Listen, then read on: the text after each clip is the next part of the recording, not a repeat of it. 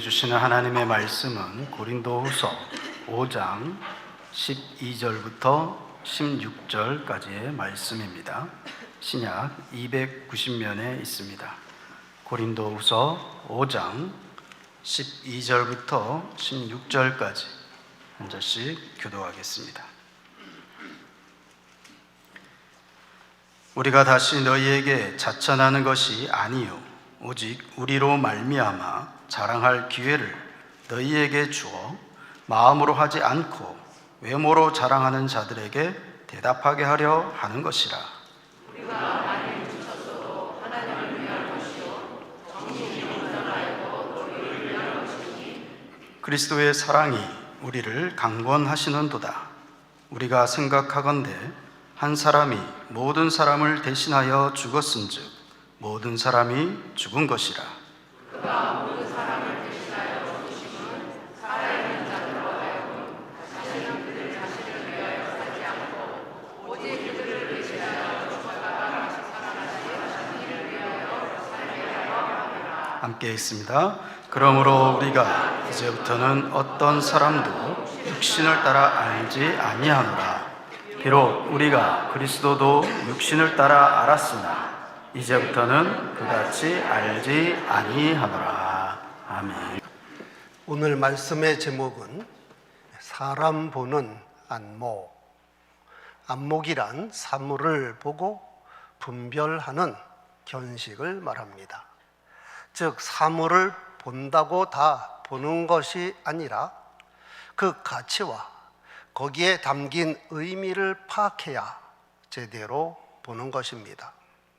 여기에 도자기가 하나 있습니다. 그런데 도자기에 대한 안목이 없는 일반인이 보면 이것이 얼마나 가치가 있는 것인지, 어느 시대에 만들어졌는지 도무지 알지 못합니다. 그런데 사람은 도자기보다 훨씬 복잡하고 오묘합니다. 그러므로 사람에 대한 안목이 얼마나 중요한지 모릅니다. 사람 보는 눈. 그런데 대부분 사람들은 나는 사람을 볼 줄 안다고 착각합니다. 실은 자기 자신도 잘 모르는 경우가 많은데 말입니다.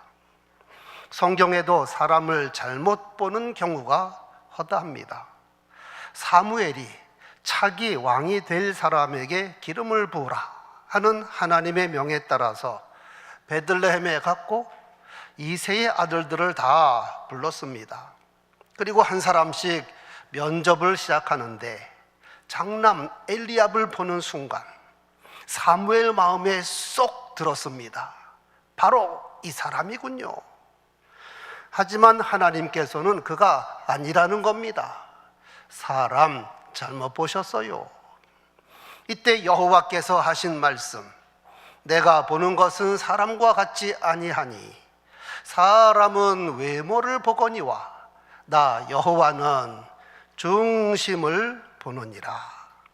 즉 사람이 사람 볼 줄 모릅니다. 잘못 보는 경우가 허다합니다. 사무엘도 잘못 보았으니까요. 사람이 사람을 잘못 보지 못하는 이유가 크게 두 가지입니다.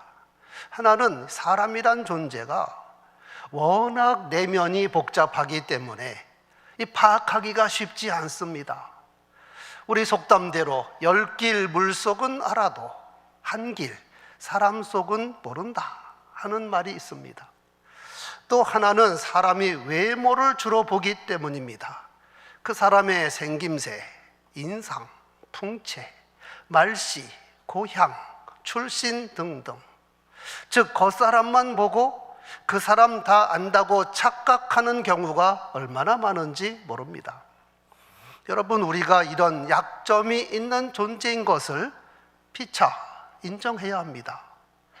성경을 통해서 볼 때 사도 바울은 신약시대 최고 사도인 것이 틀림이 없습니다. 그는 예수 그리스도를 제대로 깨달아 기독교 신학의 기초를 놓은 사람입니다. 그를 통하여 신약 성경 13권이 기록이 되었습니다. 팔레스틴 기독교를 세계 기독교로 확장시킨 최초 선교사요 최고의 선교사입니다. 누구보다 그는 예수 그리스도를 잘 닮은 사람입니다. 그런데 사도 바울을 직접 만난 고린도 교인들이 사도 바울을 제대로 보았을까요? 그들이 바울을 어떻게 평가했나요? 그의 편지는 무게가 있고 힘이 있으나 그를 몸으로 대할 때는 약하고 그 말도 시원치 않더라. 사도 바울이 보낸 편지를 읽었을 때에는, 즉 직접 대면하기 전에는 대단한 사도로 생각했습니다. 글에 무게가 있고 힘이 담겨 있다고 판단했습니다. 그런데 막상 바울을 만나고 보니 실망스럽다. 영 별로다. 풍채도 없고 키도 작고 말하는 것도 시원찮네.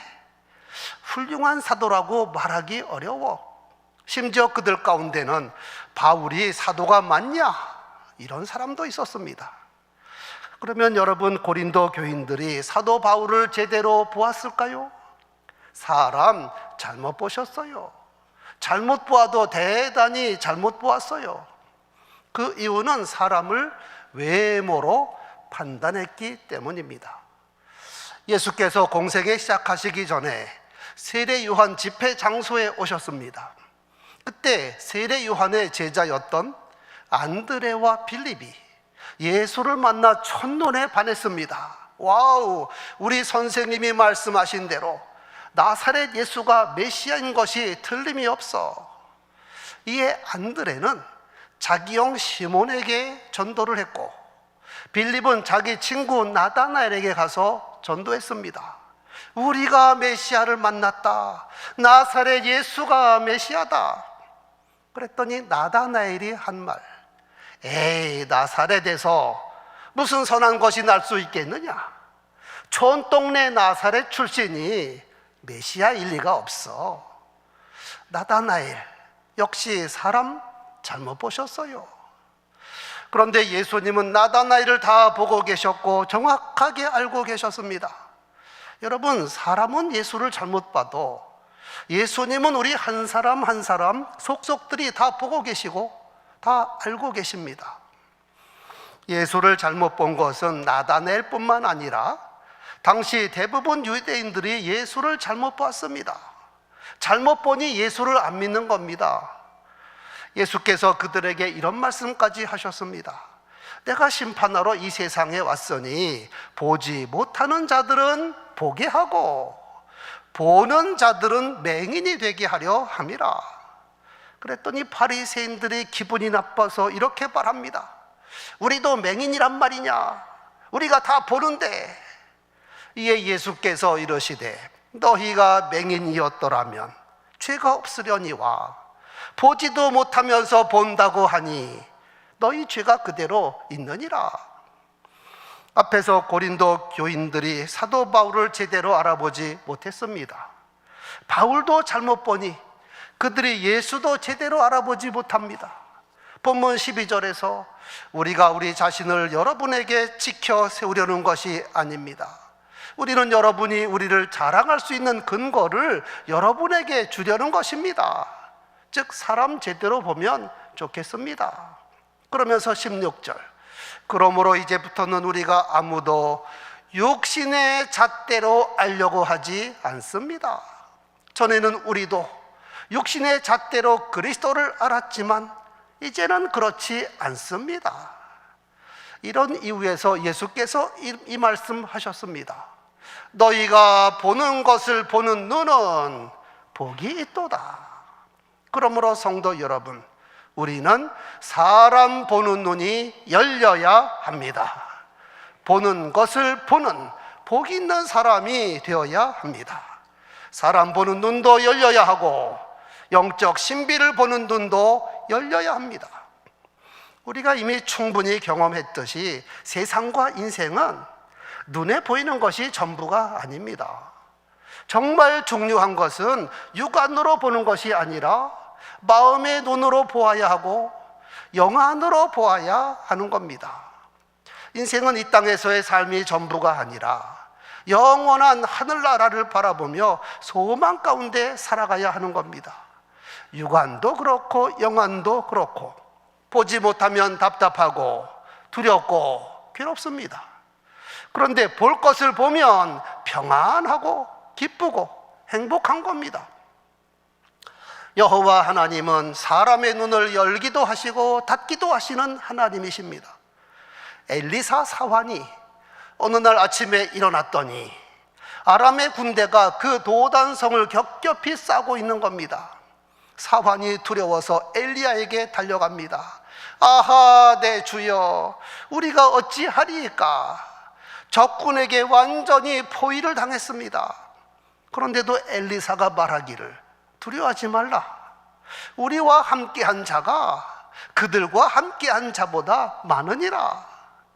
아니, 아무리 눈을 씻고 봐도 우리 군사 한 사람도 보이지 않는데요. 이때 엘리사가 기도합니다. 여호와여, 원하건대 그의 눈을 열어서 보게 하옵소서. 이에 여호와께서 사환의 눈을 여심해 그가 보니 불말과 불병거가 산에 가득하여 엘리사를 둘렀더라. 하나님께서 필요하시면 나귀의 눈도 여시고 나귀의 입도 여십니다. 이스라엘 백성들이 출애굽하여 가나안 땅으로 진격할 때에 모압 왕 발락이 이스라엘과 여호와 하나님이 너무나 두려워서 당시 메소포타미아의 유명한 술사 발람을 불러다가 이스라엘을 저주해 달라고 간청합니다. 이에 발람이 발락에게 가려고 출발을 했는데 지금까지 잘 타고 다니던 자기 나귀가 말을 듣지 않는 겁니다. 길에서 벗어나 밭으로 들어가지를 않나. 채찍질하니 이번에는 발람의 발을 담벼락에 비비지 않나. 한 걸음도 앞으로 나가지 않는 겁니다. 이에 열받은 발람이 지팡이로 나귀를 마구 때렸습니다. 그랬더니 나귀가 말을 하는 겁니다. 내가 당신에게 무엇을 하였기에 나를 이같이 3번 때리느냐. 이어서 발람과 나귀가 몇 마디 옥신각신합니다. 그때 여호와께서 발람의 눈을 여시니 무엇이 보였나요? 여호와의 사자가 손에 칼을 빼들고 길을 막고 서 있는 것이 보였습니다. 나귀는 처음부터 여호와의 사자를 보고 전진하지 않은 건데 발람은 그것을 보지 못하니 자기보다 영적으로 더 뛰어난 나귀만 때리고 있는 겁니다. 여러분, 우리는 보는 것을, 보는 눈을 가져야 합니다. 하나님의 말씀 성경도 마냥 읽는다고 다 깨닫는 게 아닙니다. 하나님께서 나의 영안을 열어주셔야 합니다. 그래서 시편 119편을 쓴 믿음의 선지는 성경을 읽기 전에 이런 기도를 드렸습니다. 여호와여, 내 눈을 열어서 주의 율법에서 주의 놀라운 것을 보게 하소서. 성도 여러분, 우리는 말씀을 대할 때마다 하나님께 간구해야 합니다. 내 눈을 열어 볼 것을 보게 하소서. 내게 밝은 영안 주셔서 하나님의 그거 놀라운 일들을 보게 하소서. 사람이나 사물을 바라볼 때도 하나님께 간구해야 합니다. 나귀의 눈도 여시는 하나님 아니십니까? 나에게 보는 눈을 열어주시고 사물을 보는 눈도 열어주소서. 사도행전 1장에 보면 사도였으나 예수를 배반하고 자살한 가롯 유다를 대신하여 사도 한 명을 보충하였는데 어떻게 하였나요? 1. 자격을 갖춘 2사람을 추천받습니다. 2. 이를 위하여 하나님께 집중적으로 기도합니다. 3. 제비를 뽑아 1사람을 선택하였습니다. 1. 자격을 갖춘 2사람을 추천받았습니다. 가롯 유다는 제 길로 갔으니 1사람을 보충하고자 합니다. 이에 세례 요한 때부터 예수님 공생애와 승천하기까지 항상 우리와 함께 다니던 사람 중에 하나를 세워 예수 복음을 증언할 사람으로 세웁시다. 그래서 2사람을 추천받았습니다.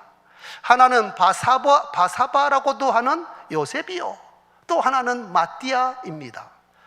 여기서도 사람 보는 눈이 필요합니다. 아무나 추천한 것이 아닙니다. 자기와 가깝다고, 자기 친척이라고 추천한 거 아닙니다. 얼굴 잘생기고 통체 좋다고 추천한 거 아닙니다. 예수님 공생애를 온전히 같이 한 사람 중에서 사도로서 자격과 자질을 갖춘 사람, 즉 하나님 마음에 맞는 사람을 고르고 골라 배수공천하였습니다. 구원은 빈부귀천, 누구를 막론하고 예수를 믿으면 구원받습니다. 하지만 일꾼, 직분자는 누구든지가 아닙니다. 최소한 자격을 갖춰야 하고 또 그런 사람을 분별하여 뽑아야 합니다. 이를 위하여 하나님께 집중적으로 기도합니다. 한 사람 뽑는데 두 사람을 천거한 것은 하나님께서 선택하시라는 겁니다. 당연히 기도해야 합니다.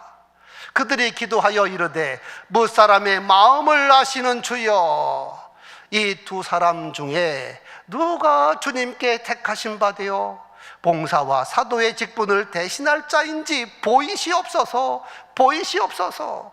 얼마나 중요한 기도인지 모릅니다. 앞에서 사람으로서는 최선을 다했습니다. 우리가 보기에는 이 두 사람은 사도로서 자격을 갖춘 사람입니다. 사람 보는 눈을 총동원하여 고르고 골라 두 사람을 추천했습니다. 그러나 우리가 보는 것보다 하나님께서 보시는 것이 더 정확하지 않습니까? 무사람의 마음을 아시는 주여, 사람의 중심을 보시는 하나님, 이 두 사람 중에 누가 주님께서 택하신 바 되어 봉사와 사도의 직분을 대신할 자인지 보이시옵소서. 3. 제비를 뽑아 한 사람을 선택하였습니다. 이렇게 기도하고 제비를 뽑았더니 마띠아가 뽑혔고 그가 11사도의 수에 들어가니라. 이렇게 해서 다시 12사도가 되었고 성령 받아 본격적으로 복음을 전파하였습니다. 그런데 여러분, 여기서 우리는 중요한 사실 하나를 짚어야 합니다. 사도 한 명을 보충하는데 자격을 갖춘 두 사람을 추천했다. 이를 위하여 하나님께 집중적으로 기도했다. 그리고 제비를 뽑아 한 사람을 선택했다. 성경에 보면 그 후에는 제비 뽑는 일이 없습니다. 이번이 제비 뽑기의 마지막입니다. 아니, 구약시대에 제비 뽑기 얼마나 많이 했습니까? 가나안 땅 정복하고 12지파에게 땅을 분배할 때 제비 뽑아서 각 지파에게 땅을 분배했습니다. 사울이 기름 부음을 받았지만 백성들 앞에서 확인받을 때 제비를 뽑아 정확하게 뽑혔습니다. 범죄자 요나를 찾을 때 정확하게 요나가 뽑혔습니다. 대속죄일에 아사셀 염소를 선택할 때 제비 뽑아 선택했습니다. 그런데 신약으로 넘어와 사도 충원할 때까지만 제비를 뽑고 더 이상 제비 뽑기를 하지 않습니다. 중요한 이유가 있습니다. 무엇일까요? 성령을 부어주셨기 때문입니다. 그러므로 성령 받은 성도들이 기도하면서 선택하면 그 합은 하나님의 뜻으로 나타나게 되어 있습니다. 다시 말씀합니다. 성령 받은 사람들이 기도하면서 선택하면 그 결과는 하나님의 뜻으로 나타나게 되어 있습니다. 그래서 예루살렘 교회 7명의 집사를 세울 때에는 제비 뽑기 하지 않고 기도하며 투표하여 뽑았습니다. 우리는 여기서 중요한 구절을 실천해야 합니다. 1. 성령 받은 사람들이 2. 기도하고 선택하면 3. 하나님의 뜻이 이루어집니다. 그러므로 1번을 어겨서도 아니 되고 성령인도 받지도 않고 2번을 생략하거나 경히 여겨서도 아니 됩니다. 기도도 하지 않고 그러면 하나님과 하나님의 뜻과는 거리가 먼 결과가 온다는 사실입니다. 성령 받은 사람이면 하나님의 뜻을 추구하게 되어 있습니다. 하나님의 일꾼을 뽑는 것이지 사람의 일꾼을 뽑는 게 아닙니다. 또한 하나님께 묻고 물어서 그 사람을 제대로 보고 선택해야 합니다. 하나님, 이 사람입니까? 하나님, 그가 하나님 마음에 맞는 사람입니까? 간절히 기도하며 선택할 때 그 결과는 하나님의 뜻과 일치하게 되어 있습니다. 본문 15절 16절입니다. 그리스도께서 모든 사람을 대신하여 죽으신 것은 살아있는 자로 하여금 다시는 그들 자신을 위하여 살지 않고 오직 그들을 대신하여 죽었다가 다시 살아나신 이 그리스도를 위하여 살게 하려 하심이라. 적어도 성도라면 자기 뜻, 자기 유익에 따라 사는 사람이 아니라 먼저 하나님의 나라와 의를 구하며 하나님의 뜻을 이루기 위하여 헌신하는 사람이어야 합니다. 그러므로 이제부터 우리가 어떤 사람도 육신을 따라 알지 아니하노라. 사람을 외모로만 판단하거나 겉사람만 보고 평가하지 않고 사람은 보는 눈이 열려서 하나님의 안목으로 사람을 바라본다. 그런 사람이 그리스도로도 제대로 보게 되어 있습니다. 비록 우리가 그리스도도 육신을 따라 알았으나 이제부터는 그같이 알지 아니하노라. 예수를 예수로 보아야지 예수의 겉모습만 보면 어떨까요? 촌동네 나사렛 출신이 메시아일 리가 있나? 나이도 새파란 30대 초반인데 뭘 알겠나? 목수의 아들이 뭐 대단한 사람이겠나? 풍채도 없고 가진 것도 없고 고상한 것도 없는데 메시아는 무슨 메시아? 만약 그렇다면 얼마나 어리석고 불행한 일입니까? 성도 여러분, 보는 것을 보는 눈이 복이 있습니다. 우리 모두 성령의 도우심으로 사람 보는 눈이 열리게 되기를 소원합니다. 그래서 누구를 보든지 어떤 사물을 보든지 하나님의 관점으로 보게 되기를 축원합니다.